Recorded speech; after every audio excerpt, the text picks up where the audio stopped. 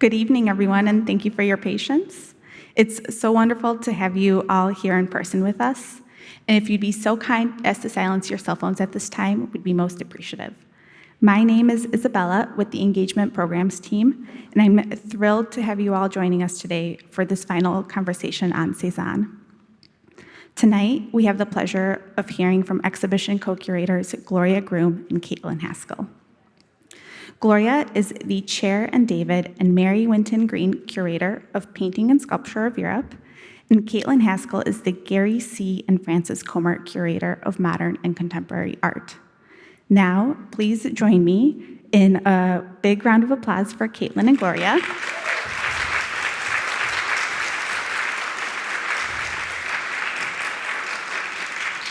And let's hear from them about what they learned over the run of this groundbreaking retrospective. Thank you. Thank you. Yeah. It's great to see everyone this evening. Yeah, great to see everyone. So this is our last public lecture. The last one. So we're gonna, what? Yeah. So anyway, I hope most of you have had a chance to see the exhibition by now. And actually, this is an old photograph. You look at the lions; they look a lot different now that they've been all cleaned up. We are thrilled to be here and to be talking about this exhibition that has really just brought such joy to our hearts and our eyes since we opened in mid-May, and sadly, it will be closing in another 3 weeks. Right? Yeah. September 5th, and then it goes on to Tate Modern in London. Yeah. So we thought tonight it would be fun to do, we're saying reflections. It's kind of like a little bit of a why we did it, but also what we've learned because of doing it throughout our 4 years of working on it, and especially now that the paintings are actually on the walls. So why don't you? Yeah, sure. So as many of you, I think, are aware, the Art Institute had not done a major Cezanne exhibition in 70 years. So when we were doing this exhibition, we really wanted to make it an exhibition that would cover the entirety of the career. But there were also some special things that we wanted to take into consideration in making the show. And what you see in front of you are three book covers, and sort of reflective of a significant moment in Cezanne studies. So last summer, the Museum of Modern Art in New York did an exhibition all about Cezanne as a draftsman, so drawings, watercolors. The Barnes Foundation published a collection catalog examining all, probably 60 artworks that they have. Very significant catalog. And John Elderfield did an exhibition on Cezanne and his paintings of rocks and quarries. So our exhibition was in development while these projects were also ongoing. And to make ours a little bit unique, but also sort of to be a full career retrospective, but with a point of view, we thought that we would engage 3 different sets of voices. So art historians and curators, such as ourselves, conservators and conservation scientists, and artists. And I'll give it back to you, Gloria, to talk about those. And so 10 artists, contemporary artists, one of whom is in the audience today, Julia Fish, who you heard from a couple of weeks ago in panel discussion with Rodney McMillian. So we really looked at Cezanne's before we started, before COVID, when we could travel, and we went to the Barnes and we participated in a study day there. And then we looked at all of our 8 Cezannes and our drawings, and we did a special examinations. And here you see Richard Schiff, who's sort of the granddaddy of all the Cezanne scholars, in the conservation lab looking at it. And so we really tried to look beneath the surface so that we could understand what we were seeing, what we were talking about in the catalog, and also help us to understand the other 72 paintings in the exhibition by looking at our 8 paintings. We were fortunate enough to we have a lab, we have a great team of color scientists, of conservation scientists, and conservators. So not only taking off the varnish, but we were able to really look and see how many changes, what was his technique. It's interesting because when you're not an artist, like I'm not, you don't have the language of application and technique. And so this is so useful to talk to people who see beneath the surface and know how this painting came to be. right? Well, right, and to understand process, because a Cezanne picture actually leaves so many traces evident. You almost feel like you're seeing a picture that's still coming into being, and then to be able to actually look underneath the surface and say, okay, what were the first marks that were put down? How did he construct the scene? Yeah, I mean, it's actually, maybe I can use this. Where's the top? Is this it? Hang on. Okay, too many tools here. Okay, so you can see that his original wine bottle was even more tilted, was even more off. You know, these slight changes that he's making from observation to make a painting instead of a picture. We were also really fortunate to get a number of watercolors, which is one of the things that makes Cezanne so special, because no other artists of the Impressionist circle were doing watercolors. And we got his palettes, and we got his watercolor boxes from the last years of his life from the Musée Granet that had been given by Philippe Cezanne, the artist's great-grandson, great-grandson. Yeah, great-grandson. So that was super cool. Then we could really nerd out on doing a kind of a analysis of the watercolor pigments with the analysis of the oil paint pigments and see if, how they measure up. We're still in the process of doing that, which we hope to be able to publish. Do you want to talk about the artist's contributions? Yeah, sure. So as Gloria said, this exhibition has been 4 years in the making, and some of the first people to actually get a look at a preliminary checklist were the artists that we wanted to partner with. And so you'll see there were 10 folks that we reached out to, 10 artists that we admired and thought might be interested in Cezanne for one reason or another. And we invited them to choose any work in the exhibition. So Rodney McMillian chose the Sous-Bois painting from LACMA that opens the exhibition. Carrie James Marshall wrote about Madame Cezanne from our collection. Ellen Gallagher wrote about Scipio. Luc Toymans about the basket of apples. Laura Owens chose the scene of the Gulf of Estaque, or Gulf of Marseille, rather, seen from Estaque. We had Phillida Barlow writing about a watercolor at Tate that had really meant a lot to her when she was coming up. Etel Adnan shared reflections both about this Gardner Vallier and also some Mont Sainte-Victoire scenes. Julia Fish wrote about this trio of skulls, the watercolor. And Paul Chan wrote about the bathers.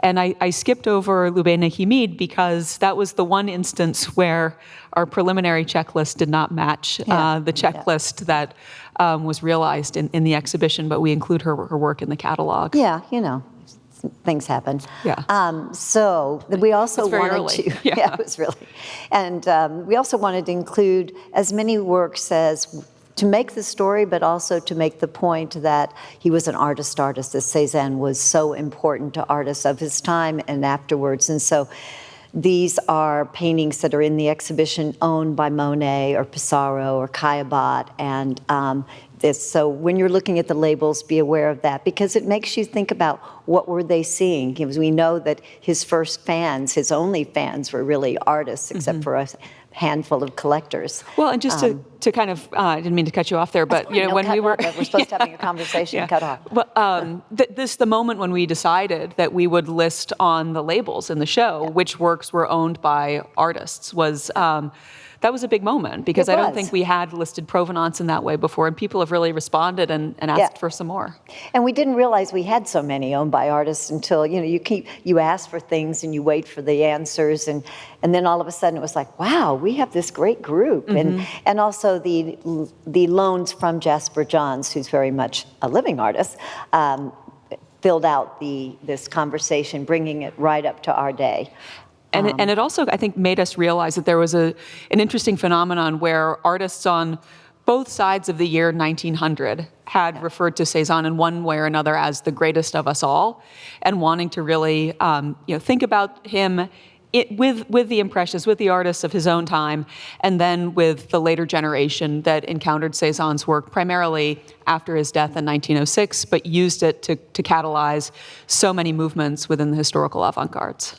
And it is interesting to see, what they owned, because you think of this Scipio was owned by Monet, and Monet owned 20 of Cezanne's works. And what was he seeing? I mean, it's very, very different than anything Monet would have done. So it's not about the subject, just as Cezanne's paintings are not so much about the subjects. It's about the painting. Right. It's about the marks on the canvas. It's about what he's doing to translate his sensation into a painting. Yeah. So, and of course, he's not collecting any of his peers. He's not collecting any of his peers. Very one-sided. He really didn't believe in that. I mean, he's kind of looking to himself for his energy and his inspiration, his aspirations, most of his career.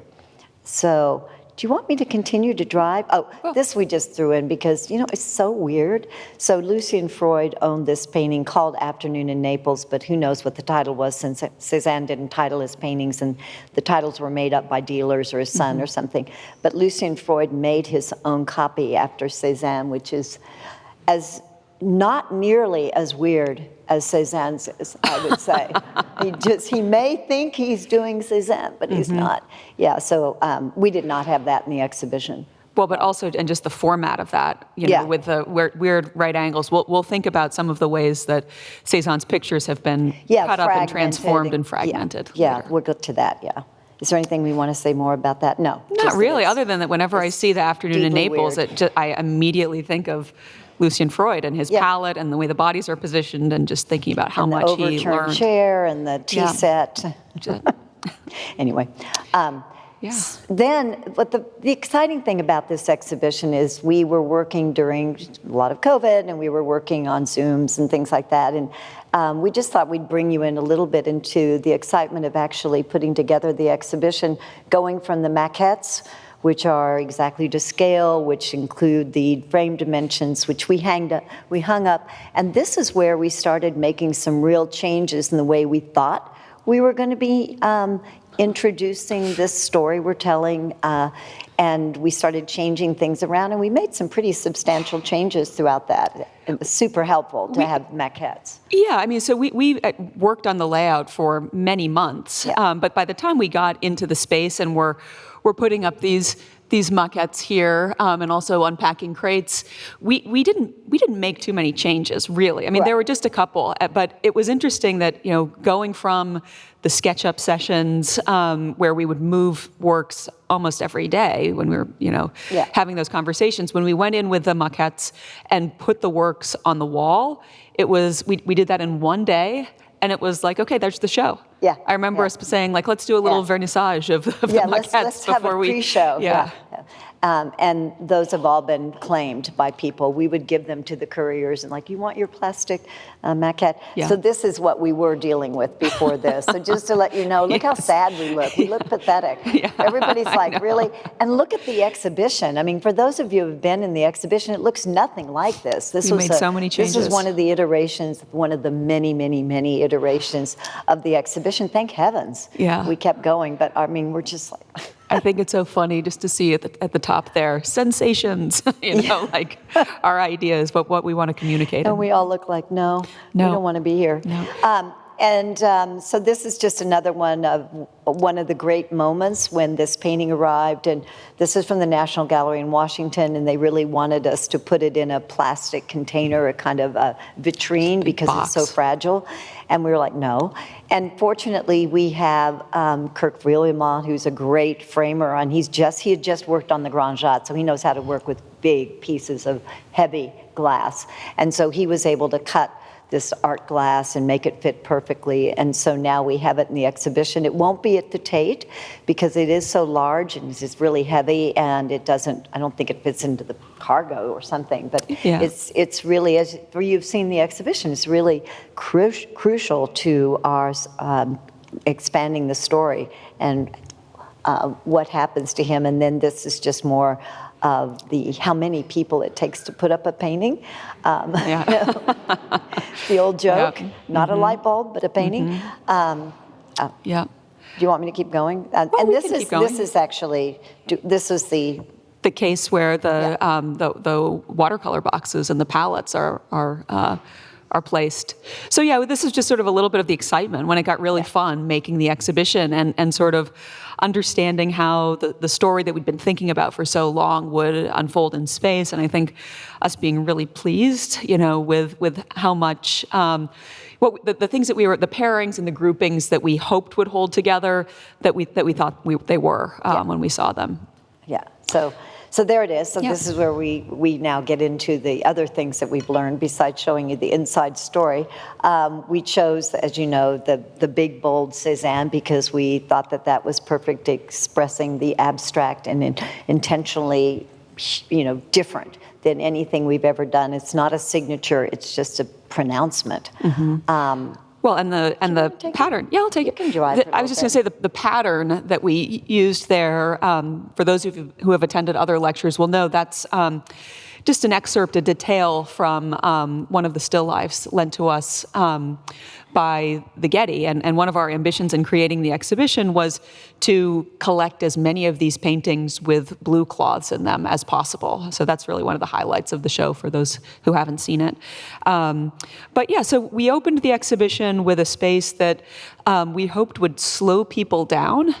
And really, we wanted pictures that were not showing the most recognizable motifs. We wanted them to be pictures where you had to really struggle with them for a little bit to understand what was being represented, and where, as a viewer, you're sort of taken back to the surface of the work and the act of mark making, and this very sort of wonderful twofoldness in Cezanne's work of seeming a little bit illusionistic, but also being about the literal marks that make up the picture on the surface and the things that exist in the world in which we live, rather than the fiction of a picture. So we also felt that it would be important to show people where Cezanne was going artistically, to let you know that, while he's struggling mightily in the 60s and the early 70s, that he will find a voice, he will find a technique capable of communicating these strong sensations that he felt. So that's why we opened up with that group of 3 works, and these, again, sort of a very, a nearly abstract landscape. But then those trees you see throughout the exhibition. I mean, those trees were observed, and they reappear again and again. These kind of pines in the these these trees, these amazing lyrical trees appear throughout, and I became very aware of that because one of the things we were looking at was his use of blue outlining, which is never really to complete or guide. It's a correction of himself. So he's putting it down, but then he might put it down on top of something he's repainted over the lines and then painted in another blue line. So it's never finished. Yeah. It's never the finishedness is what we look at it, but they seem to be constantly in progress. Exactly. And in process. Yes. And as you're saying, if Cezanne, is delineating a branch again and again and again, that's, of course, his process, sort of searching for the placement. But optically and visually for us, there's a sense of movement and motion. It's a little bit more lifelike that he's given that to us.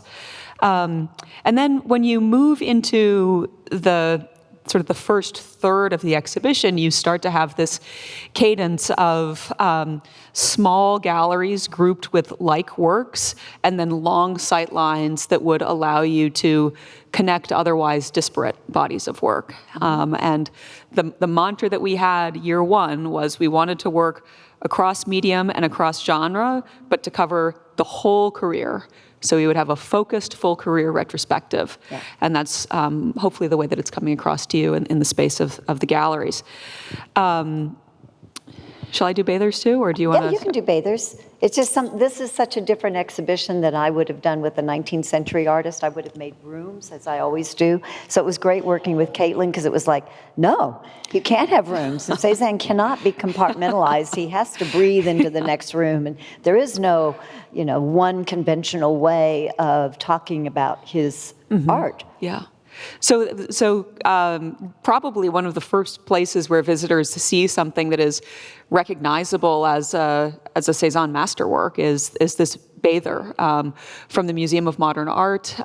It's a obviously single figure male bather made around the year 1885. And it's the work that MoMA used to begin their permanent collection for years and years. And I guess looking at this now and sort of doing a reflection on the exhibition, we knew we wanted that painting to hold that wall by itself, and we knew that we had created a great group of male bathers as a way to sort of introduce Cezanne working in series. But I think we had some very good intuitions, but it has only been seeing the exhibition installed that I realized to what extent we were really tracing that figure, where that male bather came from. And you see him for the first time in The Bathers at Rest from 1875. So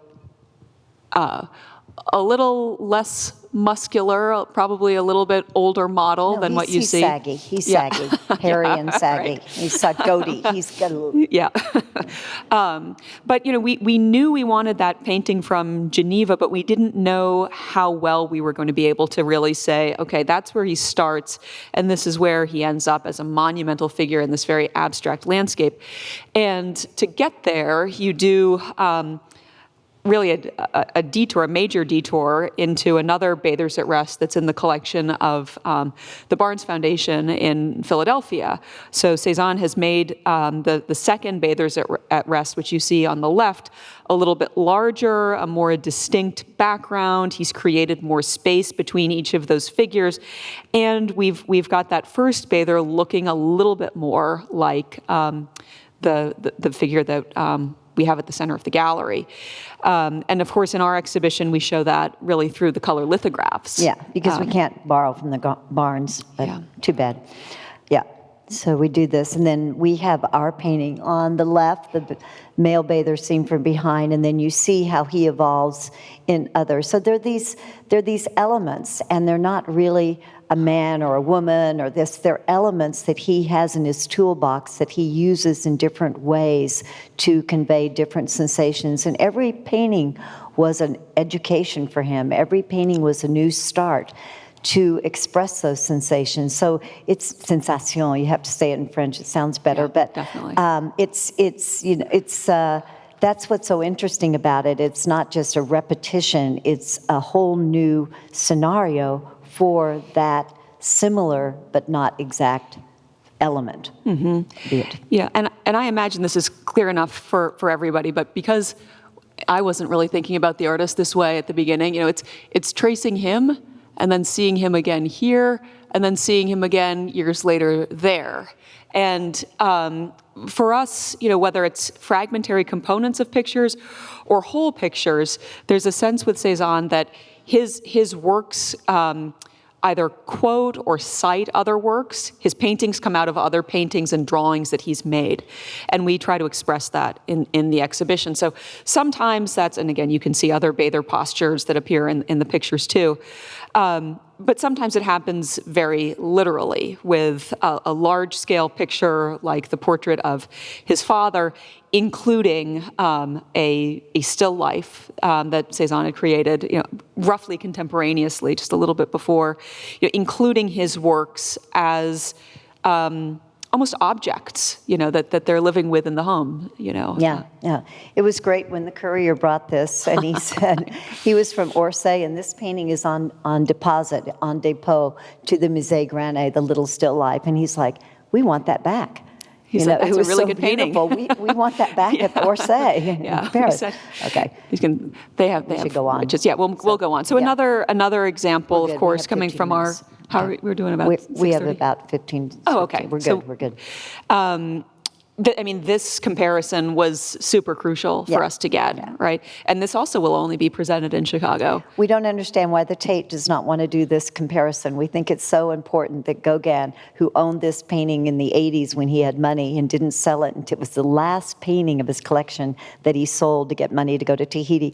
We don't understand why they didn't want this painting, which he tries to emulate the artist he most admired. And it's a fantastic one 1-2 Yeah. punch in the exhibition, but oh well. So it's good to see it in Chicago. Only here. Yeah, and of only course here. that still life with fruit dish is so important in these homages to Cezanne that his contemporaries and later generations of artists were making. Of course, the homage to Cezanne by Maurice Denis includes that picture in it as well. But gosh, okay, now we're going to get into the weird pictures, right? So, Like the Lucian Yeah. Freud, like the one, The Afternoon in Naples, Yeah. wasn't weird? Yeah. So it's funny how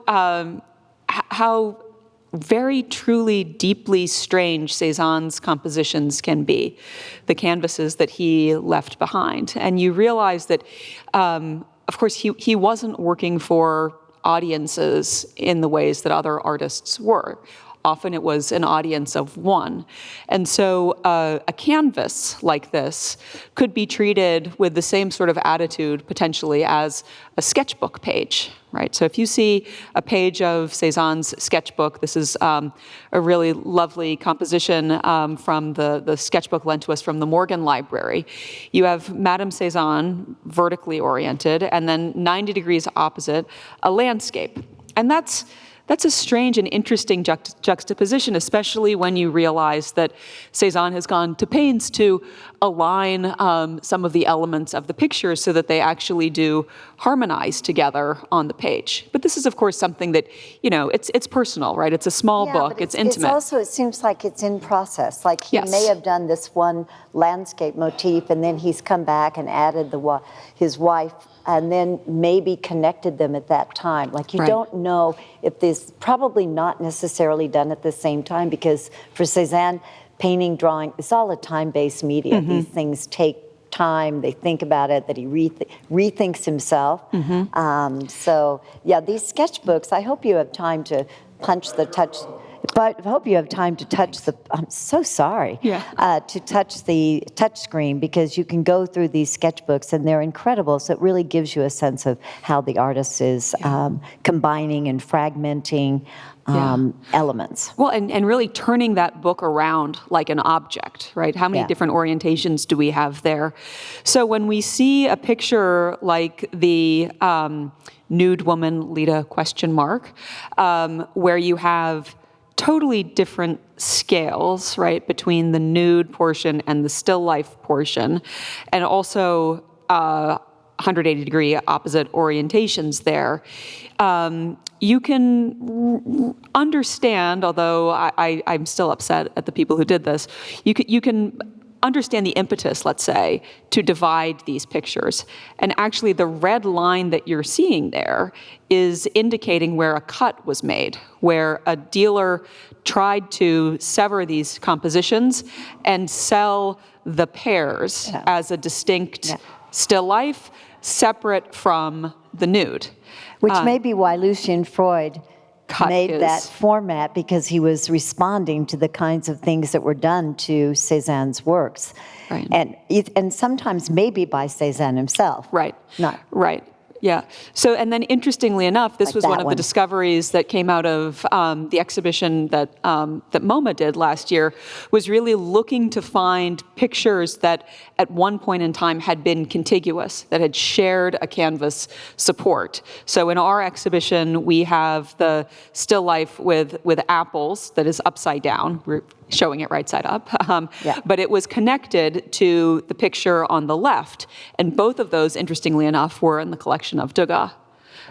So there's, at one point in time, we had a study day, and an observation was made that we should assign a value for how much of a work that we're looking at is actually Cezanne. Like you could assign a score for how close it is to his conception of how the picture should look. Taken away, Yeah. And we also were very aware, and we became more and more aware of his self-correcting and his reiterations of his own work as he's an audience of one, and as he continues to work primarily for himself in the last 20 years of his life, by himself. His wife and child lived mostly in Paris by that time.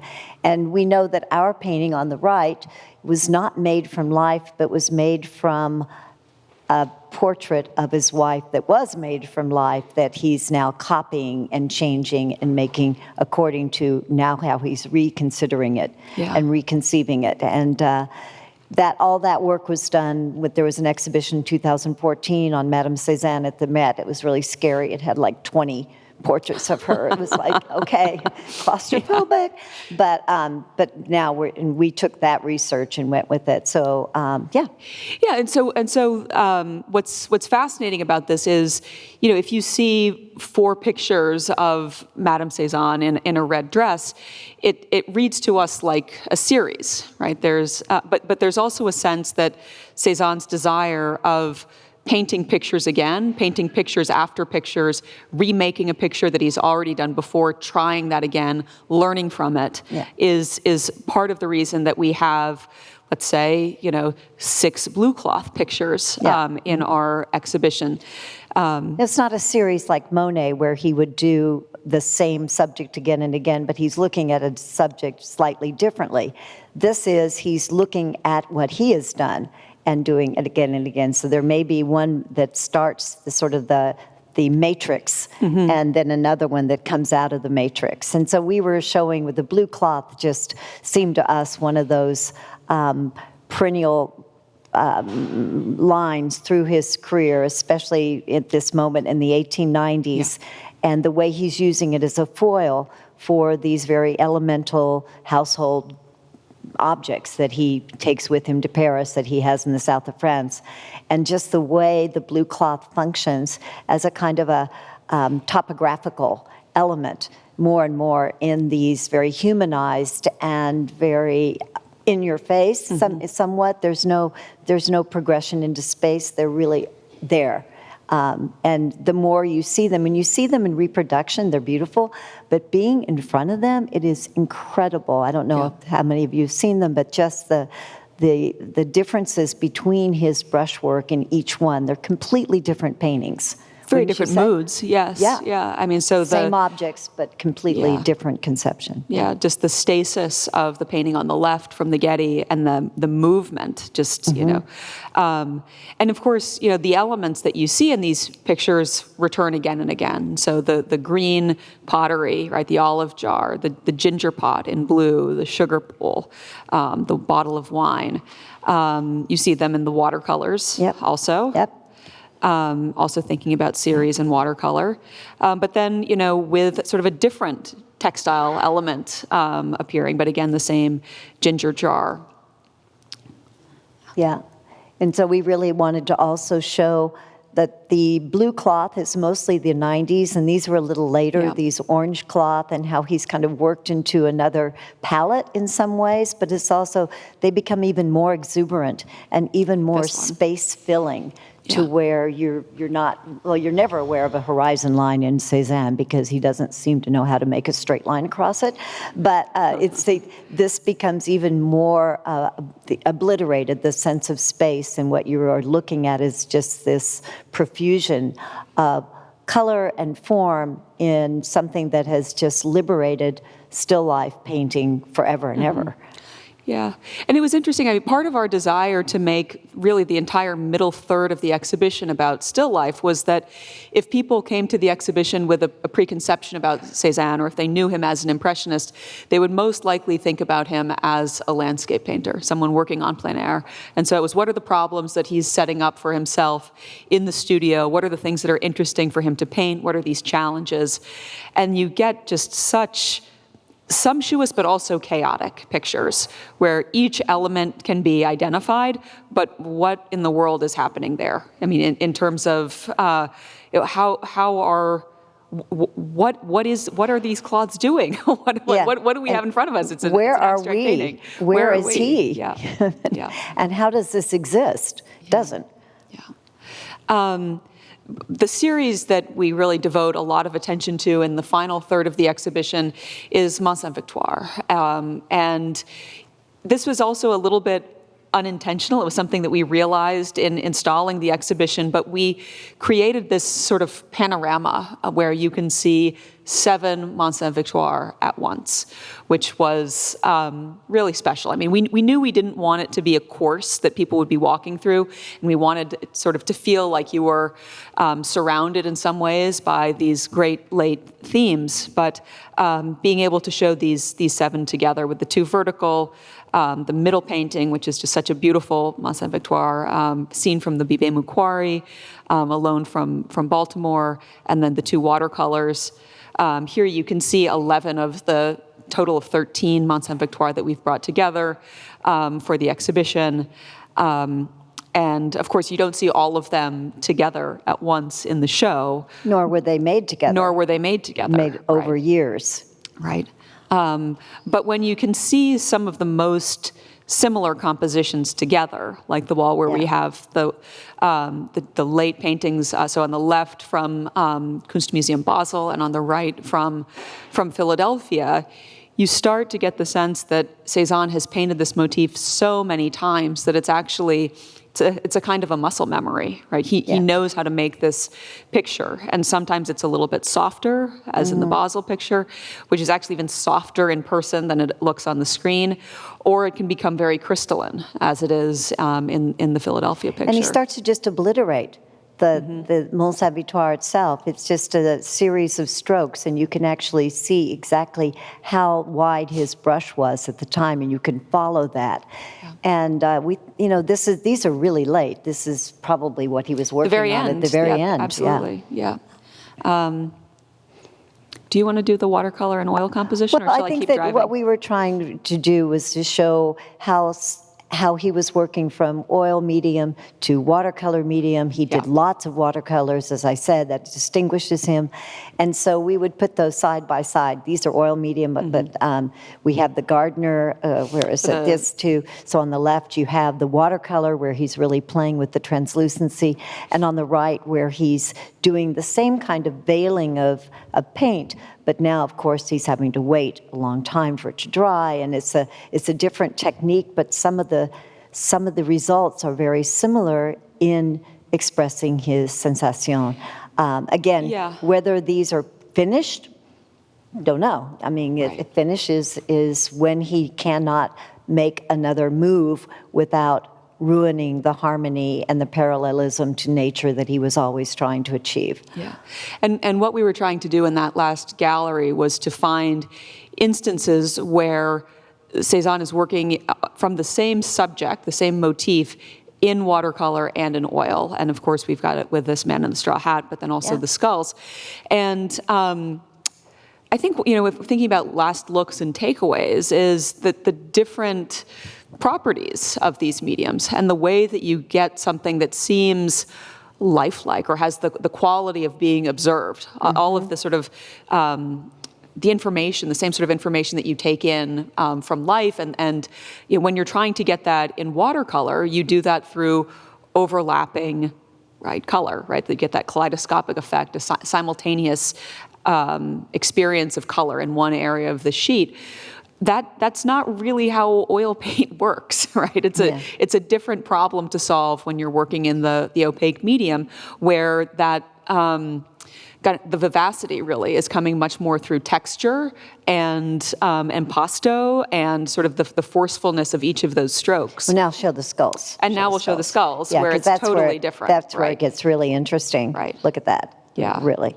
How different can you have it? Yeah. It's a positive and negative, right, of the same subject. This is the pairing that if you came to see Julia Fish and Rodney McMillian and Caitlin, that they talked a lot about this. But basically, there's so much paint applied to the skulls and the painting from Solothurn, Switzerland, and then there's so little paint applied in the watercolor from the Art Institute. Same composition, same very size. Personality of these skulls. You kind of know them, and same Yeah. So we should go on. So Yeah, and this is one of our kind of impromptu Yes. gatherings where so we... every now and then there'll be a group of scholars, Cezanne scholars, who come at the same time randomly, and we just take advantage of that and have these little moments in the exhibition on the days we're closed or before, and it's just been wonderful. And Caitlin and I thought we would end this conversation with just how the tentacles of this exhibition, it's not just happening in Regenstein now until September 5th. It has such a long tail, so many other aspects of the exhibition that bring us into a larger world for Cezanne. And one of the things we did was when we took down the Cezannes from Gallery 248, where they usually are, separated out from Monet, because he just doesn't look good next to him, he doesn't play nicely with Monet. So we had to take down that gallery, and then but it gave us the opportunity to bring in Bonnard and Vuillard in conversation, two late 19th century artists who were very much close to each other, both in aesthetics and in personal life. So it creates new opportunities, new conversation, reshuffling our collection in ways that give us another chance to try something different, tell a different story. And Caitlin, it was the same thing, because she lent us the Bonnards from the modern wing to the historic wing, and which allowed us to create a new space with Leger and Corbusier and Miro and Jawad Salim, and then to create a gallery with Picasso, Matisse, Beckmann, Brock, and Julio Gonzalez. Where you see Cezanne's legacy everywhere. You see it all over these galleries. Okay, so then we just had some fun things like the Michigan Avenue windows. I don't know if you've seen any of the Cezanne windows at AT&T, for example. There's a competition, and it extends all the way to Beverly, and so we were judges. Caitlin and I were judges, so they had people from different communities coming in and getting prizes for their windows, and just fun stuff. Taking off on the skulls for the cakewalk, skulls out of cake, or whatever. The vase of tulips. And then and chocolate. Yeah. And then we send the paintings off, right? Yeah. So it's been incredible having the works here, 125 artworks that will not be reassembled again. Even the Tate presentation will be different. It will be a little bit smaller. It'll bring in some new things too, but the cards will be reshuffled. Yep. And we'll see another take on... And then we'll be happy to have our 8 paintings back again. Yes. In the new year, in 23. Yeah. So thank you very much. We've really enjoyed it, and we hope you'll go and see the exhibition.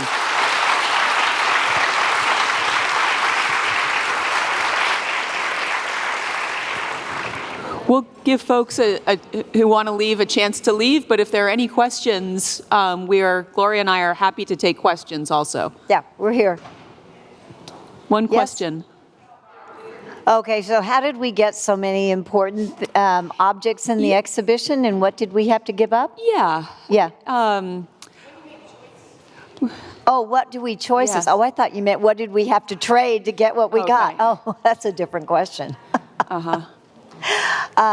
Well, we really think about the visitor experience, and so we had our story we wanted to tell, and I think that we chose our desiderata, and then of course you get people saying no, you're not going to get that, and then you fill in. But we didn't want it to be a huge exhibition, because in 1996 they did the great retrospective, and our goals were different. We just wanted to show these moments in his career.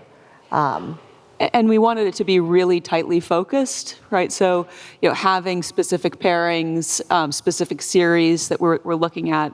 Once we had narrowed it down to that, there were particular pieces that we really, really wanted, and not everything was in consideration. And artist owned. Yeah. That was another through line. Yeah.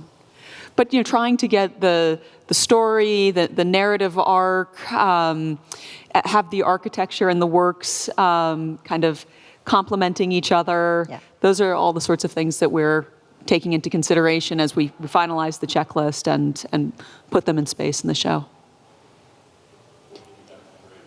What did we have to trade? Quite a bit. You know, I mean, it's fine because we're always doing exhibitions in 19th and early 20th. So one of the things we do when we ask for something is like, we look forward to participating in your exhibitions. Yeah. And so that sort of gets it, supporting your exhibition. Yeah. That is, code for what do you want, and when is it going to be, and how much of a drag is it? Yeah. So no, but it's we made some, yes. Yeah. Well, and there are definitely some upcoming exhibitions on Matisse, Picasso, Yeah. Modigliani that we will be participating in with people who lent Right. to this exhibition, for sure. Right. Do you have any insights on why a skull or something? Well, these were at the end of his life, and he was The question is about why skulls as a subject. Yeah, I mean, there's skulls earlier on. They're in the too, 1860s. But this is a particular moment where he was ill. He had developed diabetes. I mean, he was thinking of mortality and his reputation. Young artists were coming to see him and treating him like he was already part of art history, and so. And I think it's also an art historical subject. It's just like the Vanitas. bathers, the Yeah. vanitas. So he was taking on these grand subjects that are in the history of art, and as we say in the exhibition, as he says, I want to be a link. Not, he's not a disruptor. He's a link with the great traditions. Mm-hmm. And there are also just some wonderful moments, which. Julia Fish's observations have helped me to see where the contours of the skull and the pattern in that cloth, they really, intermesh in a way that I think Cezanne enjoyed making that. I have to imagine that he also really liked the challenge of painting something that's nearly spherical that also has so many concave holes. But if you're thinking about things in very formalist terms, as I was just describing them, nothing takes you back to content like seeing a human skull. That's which right. Makes That's it right. About and life. They're still in his studio. But I think the painting is really the vanitas. That goes back to the Dutch 17th century. But the watercolor is something completely different. There is no sense of that. The mortality. It doesn't come out. To me, it's a rococo, joyous, and amazing subject, but everyone reads into these paintings differently. But the quality of life, light and life actually in the watercolor is remarkable. Yeah. Thank you all again for coming and being part of the Art Institute family. We love that. Thank you.